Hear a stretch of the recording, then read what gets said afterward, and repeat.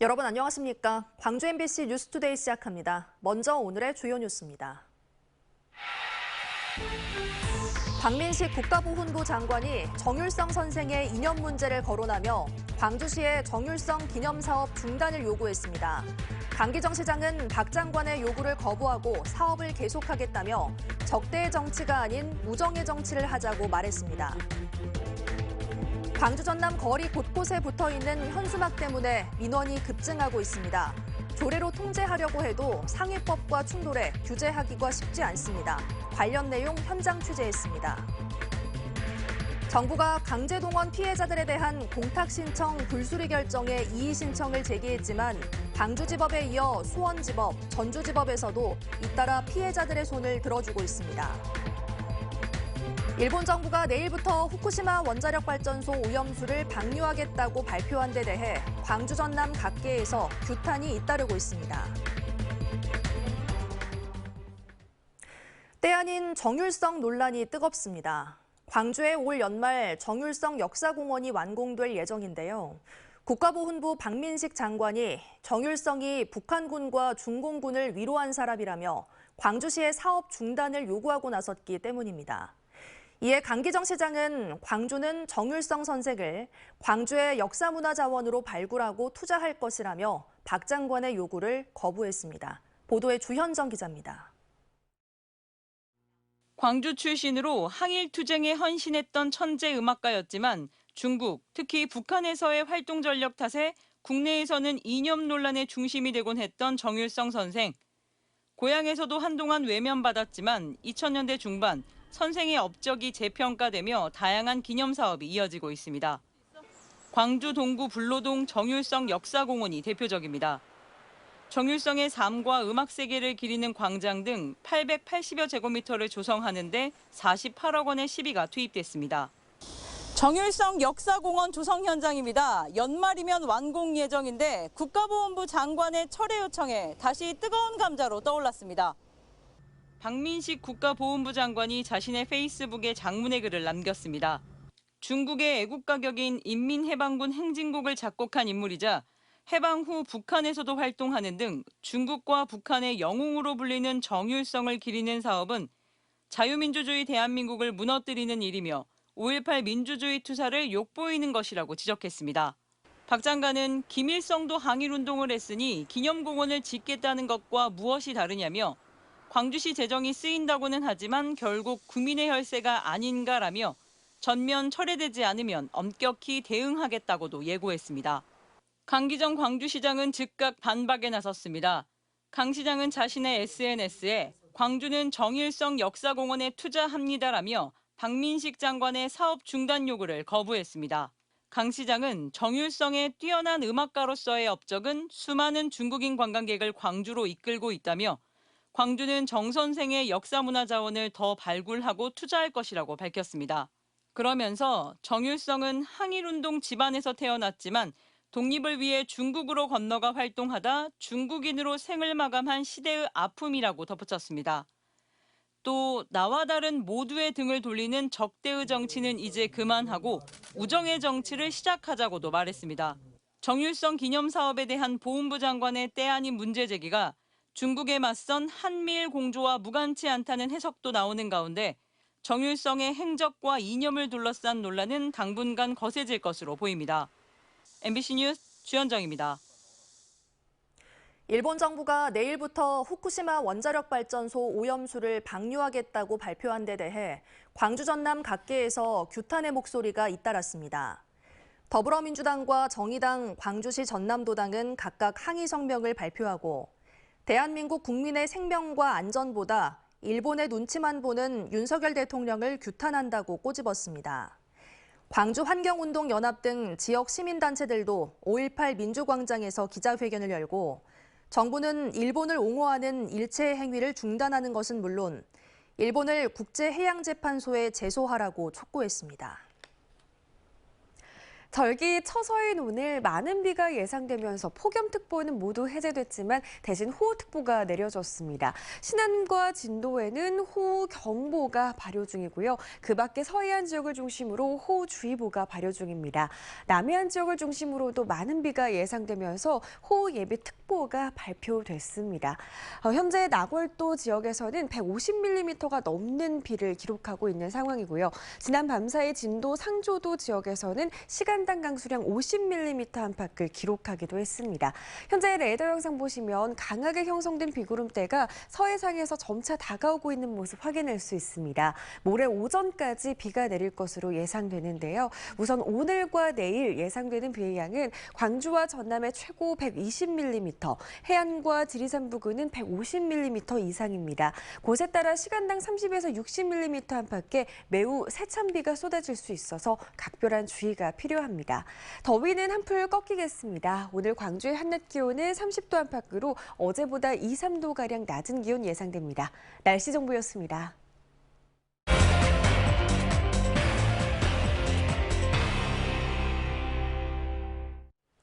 요즘 거리에 내걸린 현수막들 많아도 너무 많습니다. 걷는 이들이나 운전자들의 시야를 가려 사고로 이어질 수도 있는데요. 광주 전남 지역에서 현수막과 관련된 민원이 급증한 것으로 나타났습니다. 광주시의회가 무분별한 현수막 게시를 제한하는 조례 개정을 추진하고 있지만 행정안전부는 상위법과 충돌한다는 입장입니다. 한 걸음 더 현장 취재 천홍희 기자가 보도합니다. 광주 송정역 앞에 정당 현수막이 곳곳에 붙어 있습니다. 같은 정당에서도 3-4개의 현수막을 걸어놨습니다. 정책보다는 자극적인 문구가 많습니다. 정치적인 현수막들이 너무 많아서 조금 보기 안 좋기는 해요. 굳이 이렇게까지 해야 되나 싶기도 해요. 정당 활동의 자유를 폭넓게 보장하겠다며 지난해 12월 5개 광고물법이 개정됐는데 사실상 무제한으로 현수막을 걸 수 있게 됐습니다. 정당 현수막은 보름 동안 신고 없이 걸 수 있도록 5개 광고물법이 개정됐는데요. 이렇다 보니 시민들이 많이 다니는 장소일수록 정당 현수막이 더 많이 내걸려 있습니다. 하지만 게시 기간이 끝나도 그대로 두거나 심지어 주변 시야가 확보되지 않도록 설치되기도 해 시민들의 불편이 쏟아지고 있습니다. 제가 운전할 때도 이 현수막 때문에 사람을 못 볼 때도 있고요. 제가 길을 건널 때도 현수막 때문에 차가 잘 안 보이는 경우도 많이 있었어요. 실제로 정당 현수막 관련 민원도 증가했습니다. 법 시행 3개월 전에는 정당 현수막 관련 민원이 광주에서는 33건, 전남에서는 183건이었는데 법 시행 3개월 이후에는 광주에서는 165건, 전남에서는 597건의 민원이 접수돼 최대 5배 이상 폭증했습니다. 현수막으로 인해서 운전할 때 가려져서 사람이 갑자기 튀어나오거나 했을 때 당황한 적도 있었고, 그리고 좀 자극적인 멘트들이 많아가지고 좀 불편한 부분도 있었습니다.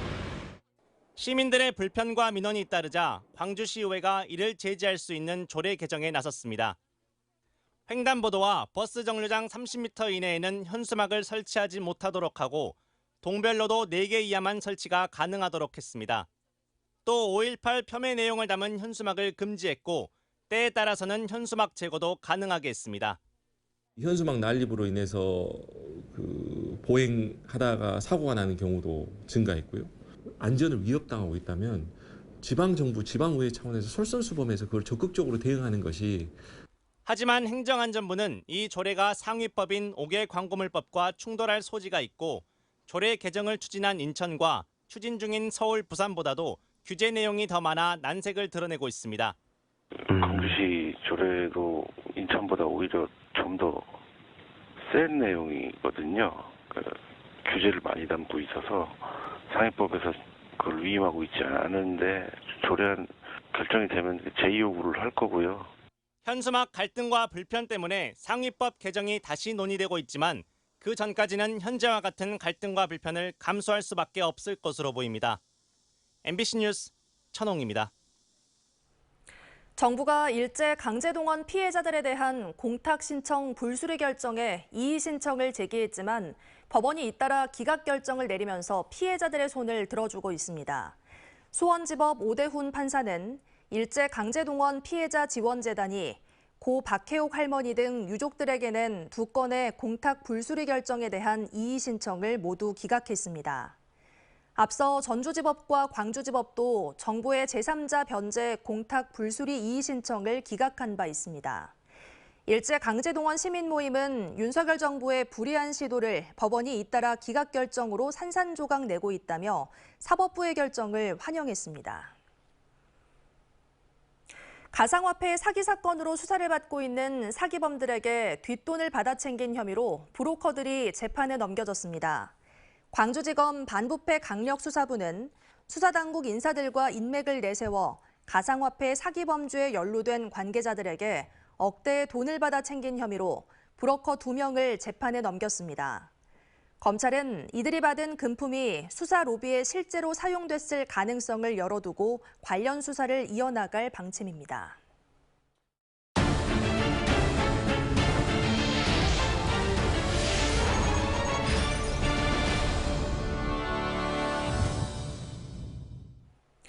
이번 주 전어축제가 열리는 광양시의 한 도로에서 교통사고가 자주 발생해 주민들이 불안해하고 있습니다. 많은 차량들이 축제를 위해 찾을 것으로 보여 혹여나 사고가 나진 않을까 걱정입니다. 보도에 유민호 기자입니다. 광양 망덕포구 서쪽 삼거리. 비상 깜빡이를 켠 트레일러가 달려오더니 우회전하려던 승합차를 들이받습니다. 트레일러 운전자가 급히 운전대를 돌리면서 마주오던 다른 화물차와 2차 충돌은 피했습니다. 사고가 났던 현장입니다. 트레일러는 앞과 뒤가 완전히 틀어진 채 이곳에 멈춰섰습니다. 진월나들목과 태인대교를 잇는 도로로 광양 국가산단을 오가는 화물차 통행이 잦습니다. 여기에 망덕포구로 진입하는 길까지 겹쳐 있습니다. 주변에 신호등이나 과속단속 장비가 없다 보니 올해만 교통사고가 3건 발생할 정도로 위험이 크다는 게 주민들 설명입니다. 운전하시면서 좀 위험한 경험이나 그런 거 있으세요? 저도 있죠. 저도 있는데 뭐 어차피 해센터나 이런 데 이제 나오다 보면 또 합류되는 지점 아닙니까? 해센터에서 나오다 보면 망덕에서 나오는 지점하고 그러면 저서 세게 또 달려오니까. 이번 주말 망덕포구에서는 광양 전어축제가 열리는데 많은 관광객과 차량이 몰릴 것으로 보여 불안이 커지고 있습니다. 지난해 축제 기간에도 같은 지점에서 행사장으로 향하던 차량이 좌회전 도중 직진 차량과 충돌해 5명이 다쳤습니다. 과속 감시 카메라를 장착한 삼거리 신호등이 설치되지 않아서 지속적으로 과속 차량으로 인한 교통 충돌 사고가 발생하고 있어 중경상을 당하는 인명사고와 역주행 차량이 빈번히 발생하고 있습니다. 주민과 상인들은 지속해서 광양시에 신호등과 과속 단속 장비를 설치해달라 요구하고 있습니다. 광양시는 이르면 올해 말까지 인근의 도로를 개설하고 교차로 3개를 확보해 교통량을 분산시켜 사고를 줄이겠다는 계획입니다. 지금 현재의 태인대교하고 망덕으로 접속하는 교통량이 상당히 분산될 걸로 보기 때문에 교통사고 위험도 많이 줄어들 걸로 예상됩니다. 광양시는 전어축제 전 진입로 사고 위험에 대해서는 운전자 시야를 가리는 구조물을 제거하는 등 도로 정비를 마치고 안전한 축제를 준비하고 있다고 밝혔습니다. MBC 뉴스 유민호입니다. 목포 출신 가수 이난영 씨는 지난 1953년 3명으로 구성된 걸그룹 김시스터즈를 만들었습니다. 미국으로 진출해 한류를 알리기도 했는데요. 목포시는 K-팝의 원조는 목포라는 점을 널리 알려 관광 브랜드화로 만들 계획입니다. 안준호 기자가 취재했습니다.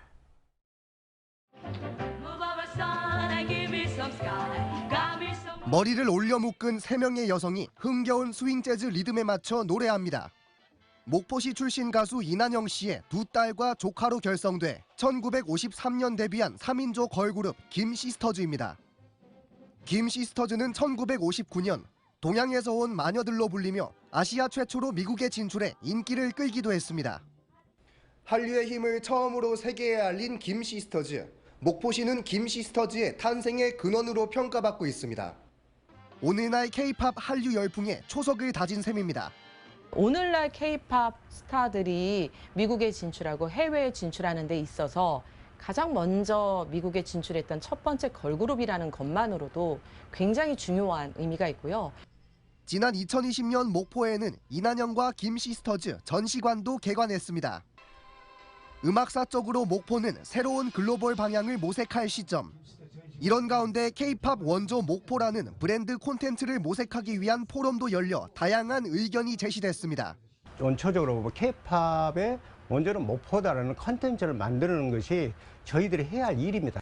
우리 목포시는 애양의 도시 브랜드를 더욱 굳건히 해서 K-팝 원조를 넘어 우리나라 문화예술이 전 세계에서 주목받을 수 있도록 힘을 키워 나가겠습니다. 목포시는 목포가 K-팝 원조다라는 브랜드를 더욱 구체화해 새로운 목포 관광 자원으로 활용하기로 했습니다. MBC 뉴스 안준호입니다.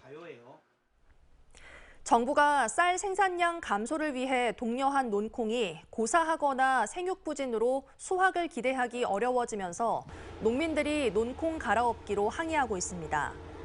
어제 보성과 영광, 화순과 강진 등에서 동시다발로 진행된 논콩 갈아엎기에 참여한 농민들과 농민회, 진보당 의원들은 이번 논콩 문제는 농촌형 잼버리 사태나 다름없다며 정부의 정책 실패로 인한 논콩 피해를 국가가 전액 배상하라고 주장했습니다. 광주시 교육청은 개방형 직위인 감사관에 김영래 교육부 서기관을 임용한다고 밝혔습니다. 신임 김영래 감사관은 교육부에서 사립대학 감사 담당 서기관으로 근무하고 있고 다음 달 1일부터 2년 임기로 교육청에서 근무할 예정입니다. 시교육청의 개방형 감사관 공모에는 국가기관과 자치단체, 경찰기관 등 전문가 15명이 응모했고 서류 전형과 면접 심사를 거쳐 김 서기관이 최종 합격자로 선정됐습니다.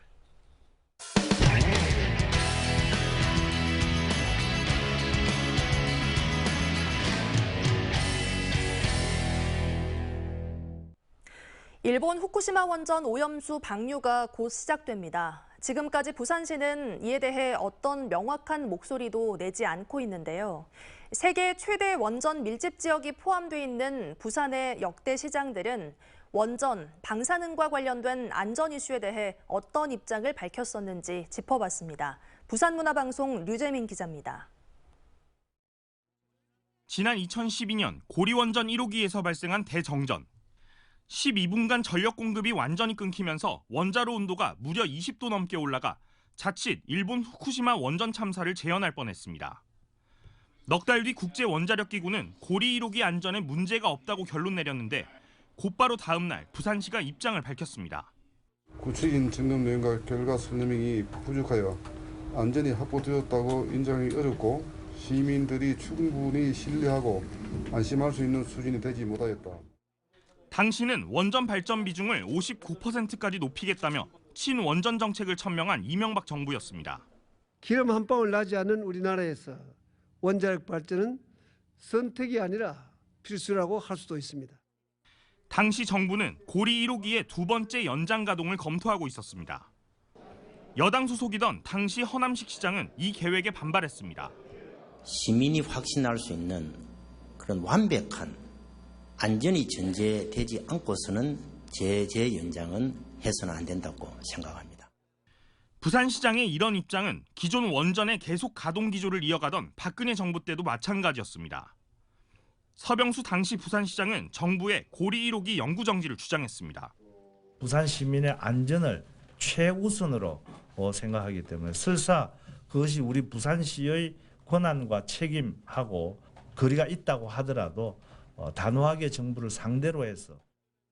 같은 여당 소속이면서도 정부 정책에 반대하며 시민 안전을 내세웠던 겁니다. 전 정부의 탈원전 정책을 폐기한 이번 정부는 원전 확대를 지향하고 있습니다. 지난 5년 동안 바보 같은 짓을 안 하고 이 원전 생태계를 더욱 탄탄히 구축했더라면은 지금 아마 경쟁자가 전혀 없었을 것이라고. 일본 오염수 방류에 대해 정부 자체 조사단은 별 문제 없다는 IAEA 조사 결과를 수용하는 입장을 나타냈습니다. 정부는 IAEA가 원자력 안전 분야에서 오랜 기간 전문성과 대표성을 가진 권위 있는 기관이며 이번 보고서의 내용을 존중한다는 입장입니다. IAEA 보고서는 발표 이후 수많은 의혹들이 제기되고 있습니다. 부산시 입장은 오염수 안전에 대한 풀리지 않은 의문점보다 국제사회 질서에 무게를 두는 듯합니다. 그런 절차를 거쳐서 하는 것에 대해서조차 저희가 무조건 반대를 하는 것은 그것은 국제사회의 책임 있는 일원으로서의 자세가 아니라고 생각을 합니다. 부산시가 명확한 입장을 밝히지 않는 사이 부산 지역 시민단체는 일본 총리 관저와 도쿄전력을 찾아 오염수 방류 중단을 촉구하는 11만 명의 서명을 전달하고 돌아왔습니다. MBC 뉴스 류잼리입니다. 우리 사과 시장의 주류인 빨간 사과 대신 황금 사과로 불리는 노란 사과가 요즘 큰 인기를 끌고 있습니다. 노란 여름 사과, 골든볼이 본격적인 출하를 앞두고 있는데요.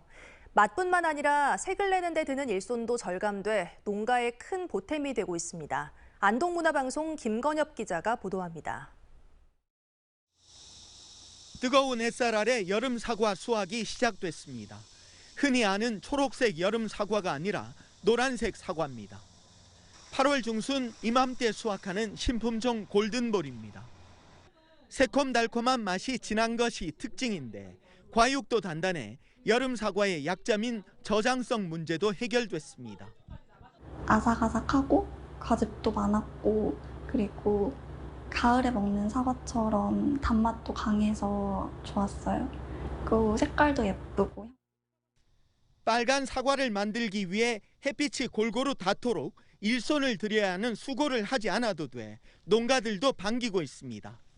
알 돌리기도 해야 되고 밑에 반사 필름도 깔아야 되고 착색을 내기 위해서 하지만은 이 황색 사과는 적당한 저격만 해주면 그런 것이 필요가 없는 거예요. 또 다른 여름 사과 썸머킹은 아우리로 불리는 일본 품종 스가루를 빠르게 대체하며 재배 면적이 확대되고 있습니다. 썸머킹은 붉은색이 살짝 든 초록색 상태로 맛이 들기 때문에 착색을 위한 관리를 하지 않아도 되고 수확도 빠른 장점이 있습니다.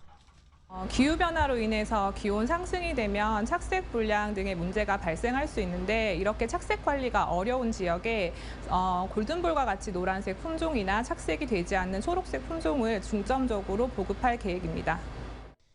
기후변화에 대응하고 일손도 줄이는 신품종 여름 사과가 우리 사과 산업의 경쟁력을 높이고 있습니다.